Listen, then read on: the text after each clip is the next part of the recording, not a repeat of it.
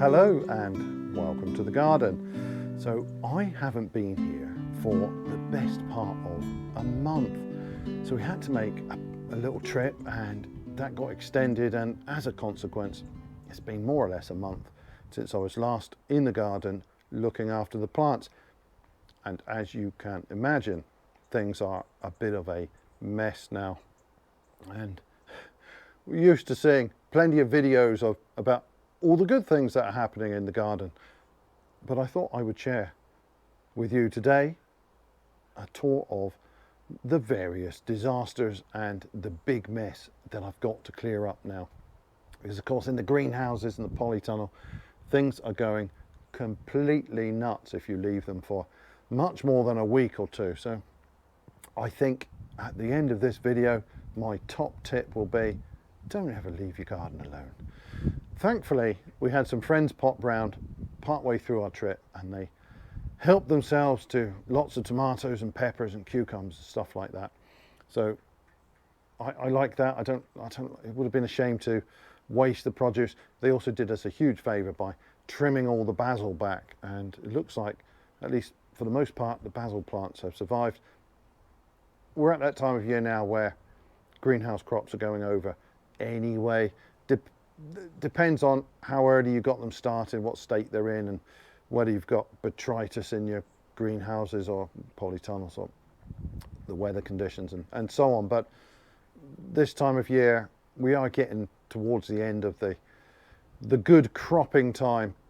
Now, some of the plants like the peppers, they can go on here really late. I mean, they were really late last year. I was picking fresh peppers off of them in December. But it does depend on when we get frosts, and okay, under cover they've got a little bit of protection, but if we get hard frost, that will obviously take the plants out. But normally they will keep going quite late in the year. Their growth slows down and they're not really ripening the fruit because it's not warm enough and sunny enough and so on, but still they keep going for quite a long time. Some of them might this year, some of them unfortunately have a bit of damage. But let me begin the tour of our untended greenhouses and polytunnel and show you what's going on. So if I start in this one here, this has figs and our Muscat grapes, so it'd be interesting to see how they are doing. Obviously tomatoes, we've got the cucumbers down the far end, and we've got lots of yellow pepper plants. But the first thing I notice looking in here is that we've got some ripe looking figs. So this is the wonderful Rouge de Bordeaux. It has this deep sort of violet colour on the skin when it's ripe, and inside the flesh is this deep red, and it's a rich honey-like flavour. These aren't actually ready. So a couple of ways to tell when these figs are ripe. I mean, this one's very underripe, this one less so. Of course, they need to attain their proper colour, which in this case is a quite a bluey purplish colour on the outside, and these aren't quite there yet. Once they've got their colour, and of course that's more difficult to tell with a green fig, although they will also tend to become a little more of a yellow green rather than a deep green. Once they've got their full colour, you can then wait for these to start to droop, and they will naturally hang down as the fruit softens. This will become soft here, and as a consequence the fruit will droop.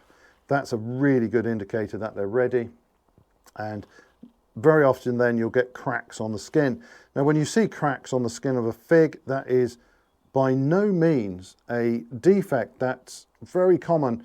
It does vary with variety as to how much they tend to crack, but cracks on the skin of a fig are a good sign, not a bad sign. Actually, these aren't ripe. I thought I'd spied something earlier that was, but maybe it's fallen off, and I dare say we have lost a few of these. But that's a pity. I was hoping to have a ripe one to show you the inside. I'll have to return to these in another video. So in these very thin little baggies here, I've got the Musket of Alexandria grapes, and as I mentioned in previous videos, this is one that needs a great deal of warmth early in the year to get going. and later in the year to ripen up. And I can see from the colour that these are not perfect. They will turn a beautiful amber colour when they are absolutely ripe. And I don't think I'm going to get that this year. But they don't look too bad, actually. I think these might be more or less there. At this time of year, it gets a bit damp. Botrytis can be a problem. And as you can see, we probably had one dodgy grape in there on that bunch that if I'd been here looking at them, I could have removed and saved this bunch. But all of this mold has now spread, and that's pretty nasty. I'm going to have to go through these and make sure there aren't any others. There probably are a few of these. I dare say these baggies do restrict the airflow just a little bit, and that doesn't help. Also this year, these bunches are quite tight. Very often they're really quite loose. So the neighbouring bunches here, you can see they're a lot more loose than that one. And I don't thin these because they really don't normally need it, but that other bunch and some of these others, for some reason this year, they're a little bit tighter than they often are. And as a consequence, the airflow is not so good. I mean, it's perfectly right if we get to them in time and we're eating our way through them. I mean, it probably won't show up on the camera, but I mean, there's one dodgy grape in that bunch, and that's what's happened here. There's probably just the one grape in there has gone a little bit dodgy, and because we haven't seen it, we weren't here to pull that one out. That has then spread to the rest of the bunch. I did go through this greenhouse, checked every single bunch, and I pulled out anything that looked dodgy some weeks ago. But of course, we've been away for so long now. I mean, a month is a long time in the kitchen garden, and yeah, never mind. We've got tons of bunches, so there's plenty of grapes for us to eat. So let me just take this off. I want to see whether we've got any decent grapes in here. And they're a good size. Of course, like all of the old greenhouse grapes, they are seeded. The seedless grapes tend to want a lot more warmth than we can normally give them. But I grow this one for a couple of reasons. First, I always like old varieties. This one is really old. This is a few thousand years old, and yeah, it's one of the oldest of the grape varieties that we know about. Also, it's absolutely delicious. If you get a warm spring and a warm autumn, and the plants get off to a good start early in the year, then these will ripen to perfection, and they are fantastic. The flavour is out of this world on an average sort of year, and I think actually this year hasn't been much better than average because we had a bit of a slow start. It was cool early in the year, bit miserable, but we've of course had quite a lot of hot weather during the summer, and I think that has saved these. I was really worried halfway through the season that these weren't going to ripen at all, but I think they probably have. Now I'm going to find out.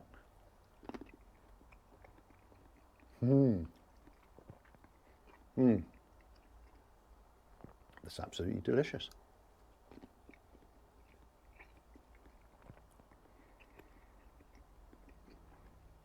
There's enough sweetness there. It's a nice flavour. It's not the best I've had from these, but even now I'm getting a little bit of that Muscat flavour that is really very fine in these. And when they're at their best, it's really hard to beat a grape like this. I don't care that it's got a few seeds in. It's a bit gross, spitting them out all over the place, or alternatively, as I've just done, just swallow the things. But I grow this partly because I love the old varieties, but also because when it's great, you're not going to get a grape taste like that from the supermarket. I always find those grapes are pretty miserable. I mean, the most common of the green grapes, the Thompson seedless, is frankly an awful eating grape. It might dry okay and make nice sultanas, but frankly, it is a dreadful grape to eat. this is far better. But these look more or less like they're going to be okay this year. I can't see too many grapes that have any issue. We're going to start eating our way through those pretty quickly now, and they will hang on here quite late into the year. The biggest problem at this stage is the botrytis, but I can only see right now just that one bunch in here that's got it really bad, so I need to go through and sort that out. Well, of course, the tomatoes will be a total mess. When I left, I had pinched out all the side shoots and tidied them up. Everything was pinched out and tied in, and of course, if you leave them for even as little as 2 weeks, there can be an enormous amount of growth. I mean, I've got side shoots on here that are probably 5 or 6 feet long now. These are grafted plants, so they're vigorous. In fact, I can see side shoots that are probably, oh my word, 7 or 8 feet tall. They're coming out from all over the place. It's just a mountain of growth up there. We've got a lot of growth like this now in the greenhouses and the polytunnel. It's just covered with botrytis, these dead old leaves. They just need to be ripped out. Now, there's not a huge amount of fruit in this greenhouse. I think there's probably more in some of the other spaces, but a lot of what's here isn't very good.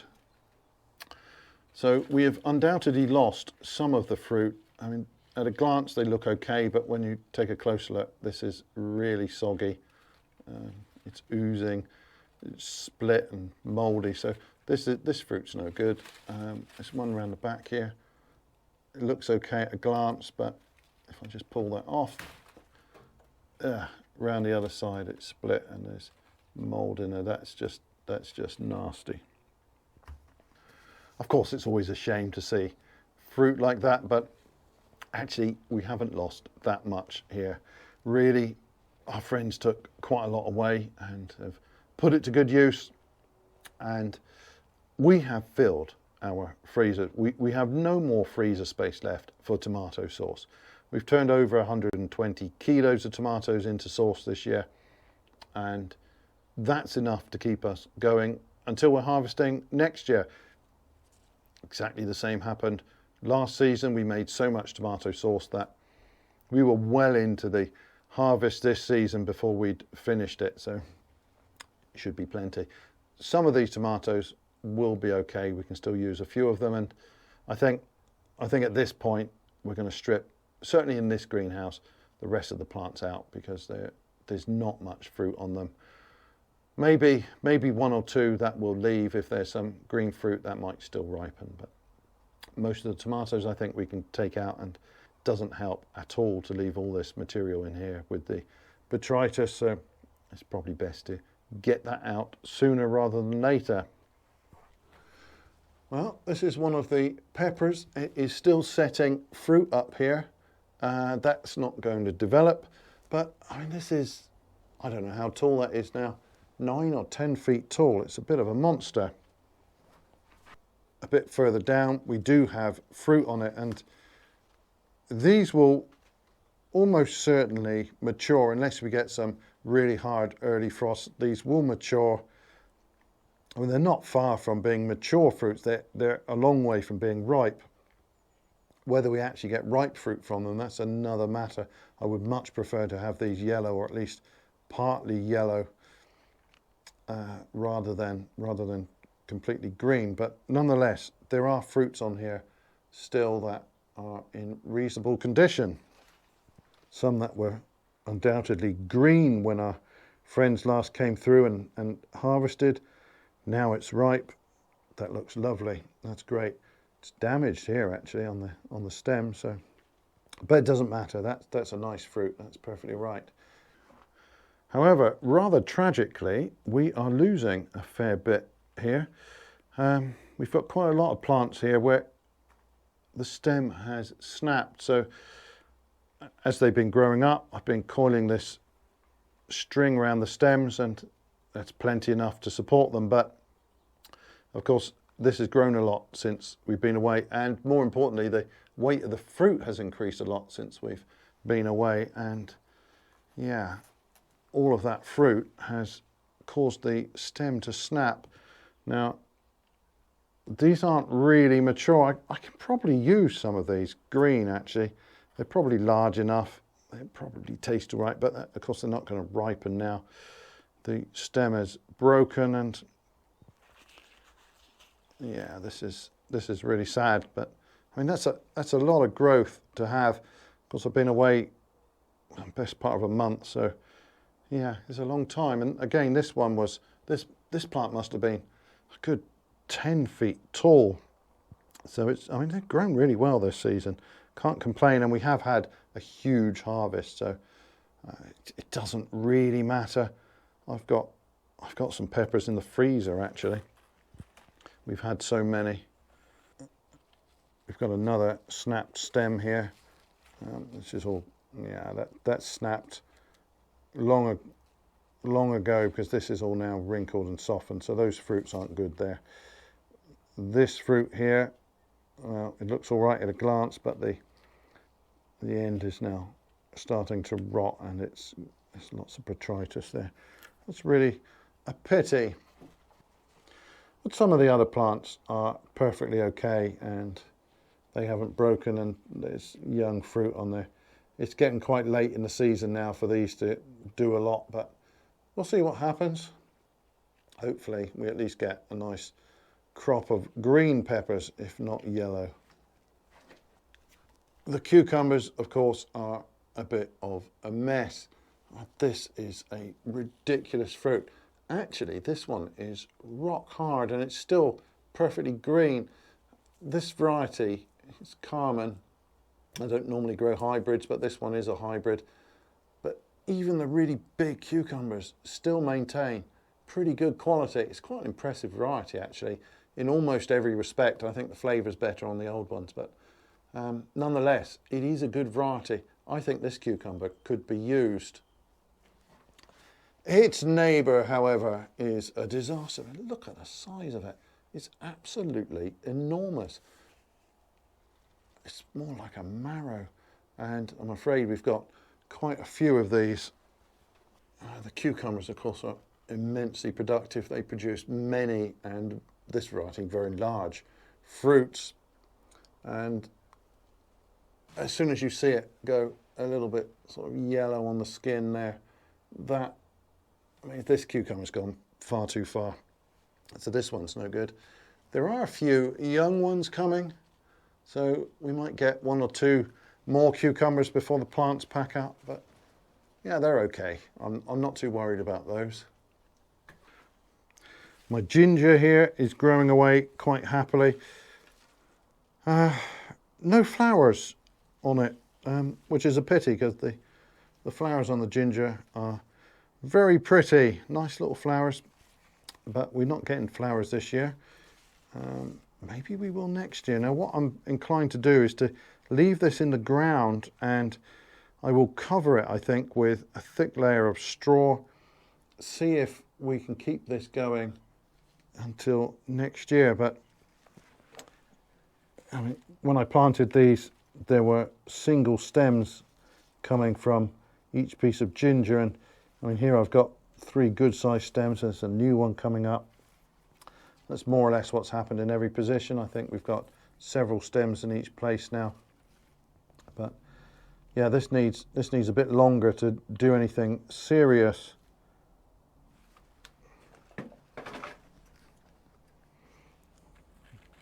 I don't really want to disturb it too much, but let's have a little look. Yeah, there's fresh root developing there. It's nice. I'll try and keep these going over winter. I'm not going to lift them. I could lift them and pot them up, keep them indoors, but I think I'll just try and keep them happy enough in here. It'll be an interesting experiment. I've never tried that before. I've only ever grown ginger as a house plant in the past, so we'll see what happens. Well, the tomato growth in the neighbouring greenhouse is even worse. It's a total jungle down here. As you can see, there's quite a lot of fruit on these, but this one, for example, is all mouldy and nasty. These will be fine. These are all perfectly good fruit. that's about as far as this variety wants to go in terms of ripeness. So yeah, it's not soggy or anything, and these still need a couple of days. We've got some large unripe fruit here. I will keep these plants going long enough, I'm sure, to ripen that. And similarly here, this is unripe, but you can just see possibly a hint of pink coming here, and that is surely ripening pretty soon. I mean, the tomatoes ripen from the inside out and from the base here upwards towards the shoulder. So as soon as you see a little bit of colour here, there's quite a bit of colour inside already, and yeah, I've no doubt that these will ripen nicely. We're not going to get a frost here for quite a while yet, I'm sure, or pretty sure. So the plants will keep going. There's quite a bit of botrytis in here, but even if I cut away almost everything, I think this fruit will still ripen, and probably if I remove this from the plant and bring it indoors, this would ripen. This would ripen in the fruit bowl quite happily. It's as soon as you get to this sort of stage when you can see some colour, they ripen reasonably well off of the vine. But I think what I'll do is cut away all this dead old rubbish and tidy them up and leave any decent fruit to finish developing. There's not a lot to be said about the disaster up there in the canopy. So many side shoots and so long, and these are such vigorous plants. They must be, let me think, they're probably 11-foot long stems to start with, and then they've produced all of these 5-6 foot, maybe even more side shoots while we've been away. Incredibly vigorous and a complete mess. Well, I'm just going to come in and cut all of that away. Again, the pepper plants are pretty impressive. That must be a good 9 feet tall, and that's why I only grow 2 stems up here. I don't need a short bushy plant when I can have a nice thin tall one. All this upper growth though is probably not doing much now. Got little fruit here, far too late in the year I think for anything to happen with that. Well, the younger fruits will be okay. I've got that fruit is completely nasty. It's all rotten around the top. That's a pity.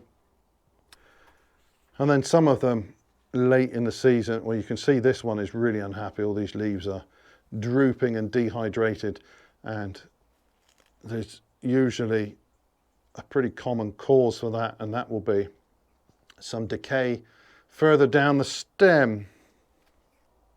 And sure enough, right down the bottom here, where I've got these 2 stems coming up, we've got lots of botrytis, and I mean, this plant is effectively dead now. So I will go through and pull out any like this. I will pull out any plants that don't have decent fruit on, but I can't really complain when they're growing 8 or 9 feet in a season.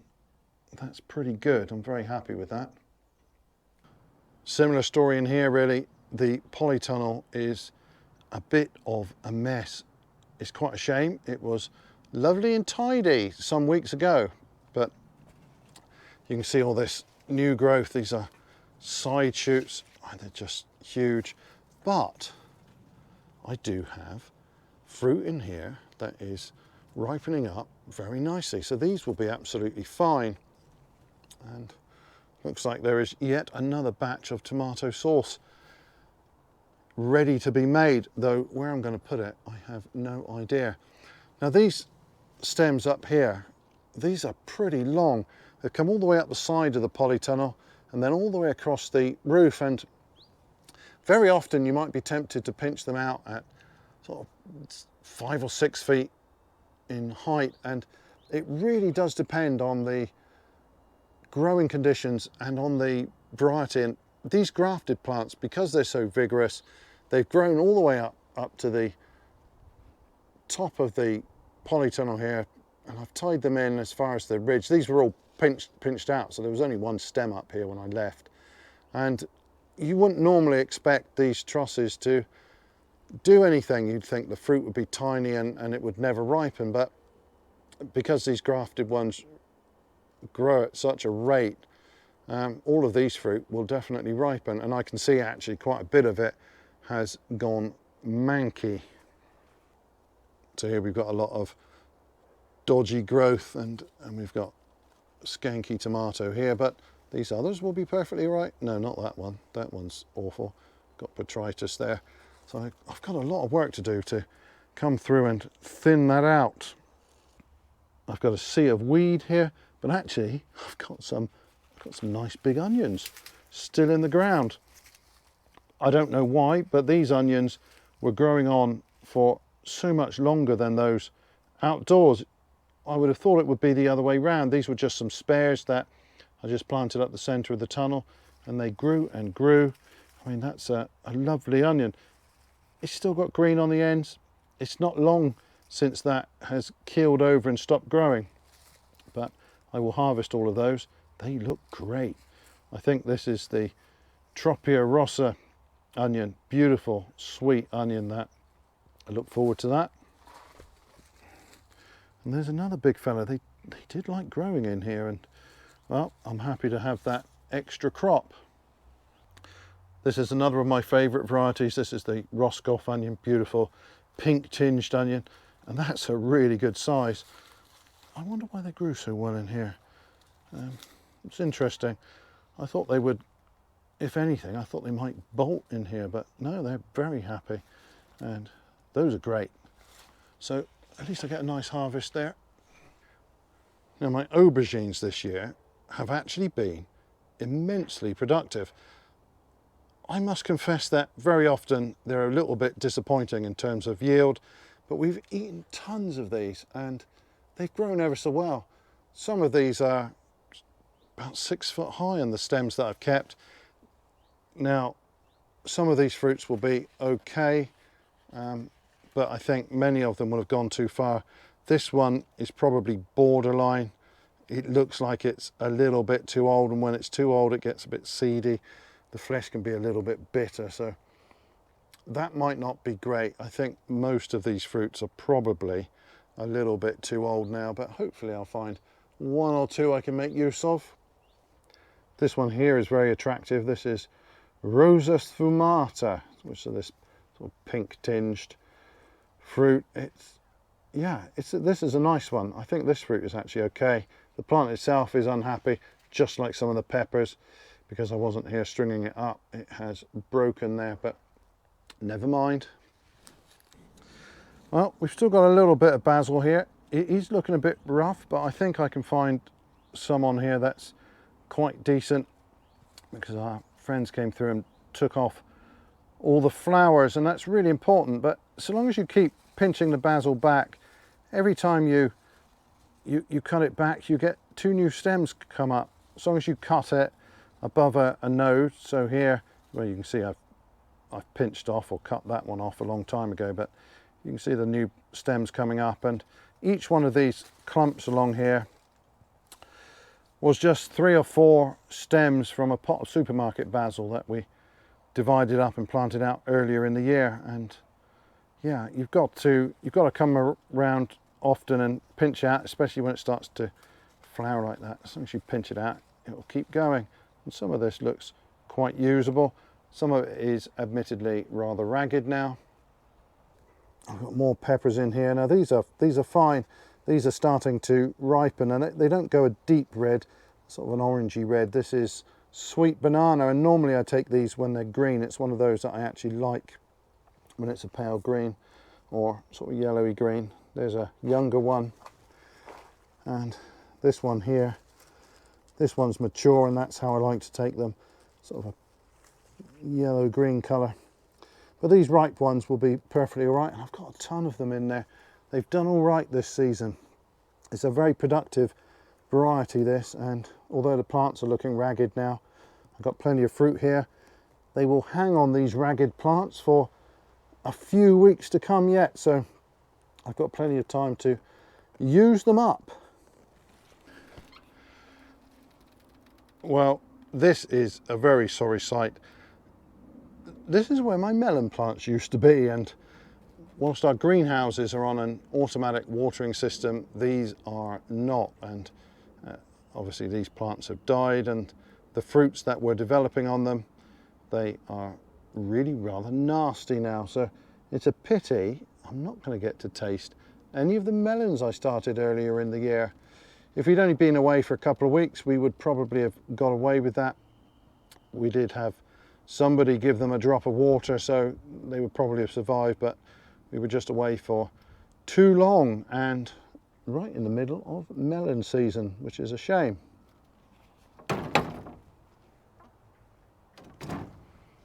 Looking in from the outside, you can see just how much growth there has been on some of those tomatoes. We've got those stems growing up there. Those are not the main stems, those are skinny little side shoots, but I mean, some of those are ridiculously long. I must have, I don't know, way more than a dozen coming off of that plant, and many of them are, well, they're as big as a mature tomato plant ought to be. The root stocks are really quite remarkable, so vigorous, and you know, if you don't pinch them out for a week or 2 weeks, then they turn into a complete jungle. This is a pretty tall greenhouse, and it's on some dwarf walls as well, and you can see the tomatoes are making a bid for freedom there, getting in the way of the windows, but I will have to get in here and cut all that down. Well, that's not my normal sort of tour, but I thought I'd show you what's happened since we've been away, and I'm sure many of you can relate if you've taken a holiday during peak gardening season and come back to a complete disaster in your own polytunnels or greenhouses. I think it's worse here because the plants are all grafted, and on a normal rootstock it wouldn't be quite so bad. There wouldn't be as much of this crazy growth. Maybe before I went away I should have cut away more of the other growth there. I'd already removed the lower leaves. I tend to thin those out as the plants develop. Promotes good airflow, but I suppose I could have gone through and taken away a lot more of that. Just left a few near the top of the plants, and then maybe we wouldn't have as much decay in the greenhouses as we've got. But we've got a lot of botrytis in there now.